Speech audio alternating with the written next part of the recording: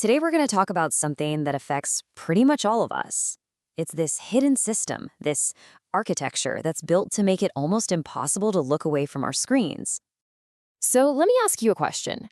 Have you ever had that kind of creepy feeling when you make a brand new social media account? You know what I'm talking about. You haven't followed a single person, you haven't liked a single post, but somehow your feed is already filled with stuff that seems tailor-made to grab your eyeballs. It's like it already knows you. And this is the part you really need to get. That's not a coincidence. It's not a glitch in the system. It is a very deliberate, very carefully constructed design, an architecture of distraction. So how on earth did we get here? Let's peel back the curtain a little bit and see if we can find the ghost in the machine that's pulling all the strings. You know, believe it or not, social media wasn't always this intense.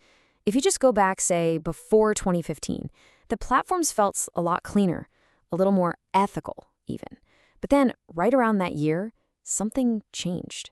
A very dangerous question got asked. Now, the inspiration for this big shift, well, it came from a really weird and honestly kind of unsettling place. Turns out the founder of Meta, Mark Zuckerberg, got super into a book all about the inner workings of the Mafia. And this led him to ask the author a question that would basically set the tone for the next decade of the internet. He didn't ask, how do you connect people? He asked, how do you make people addicted? And that one question, well, it changed the entire game. So with that one question, a whole new blueprint was created. A blueprint for social media that wasn't based on service, but on compulsion. And to build this thing, they created a whole new kind of job, the attention engineer. I mean, just let that sink in. Their entire job, their whole reason for being at work, is to figure out how to capture your attention, control it, and then sell it.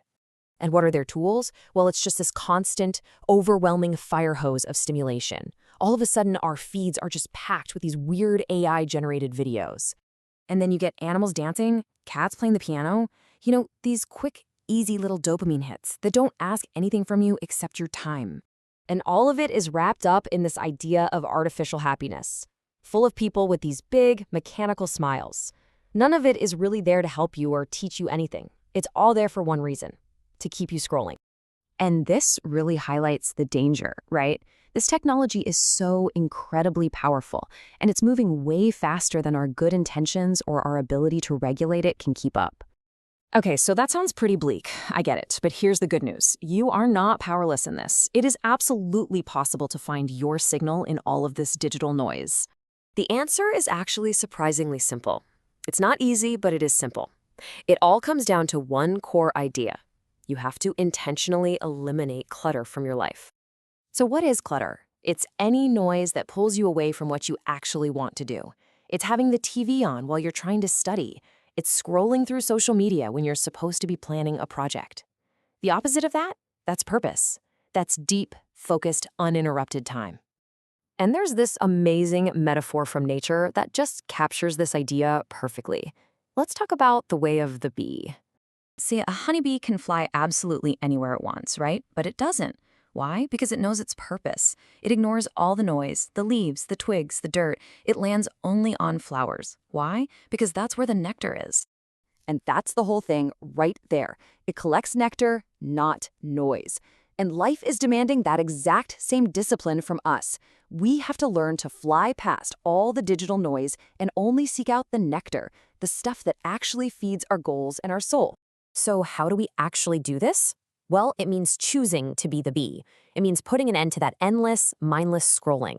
It means learning to just ignore the fake trends and the artificial excitement. You have to consciously tune out all that digital noise. Because here's the truth. Real peace doesn't come from more stimulation. It comes from focus. And real success, the kind that really matters, it only happens in the space where your attention is yours to control, not something that's being sold off to the highest bidder. I'm going to leave you with this final thought. It's a fundamental truth of life. Where your attention is scattered, peace just can't exist. It's impossible. So the real question is, are you going to keep collecting noise, or are you ready to start collecting nectar?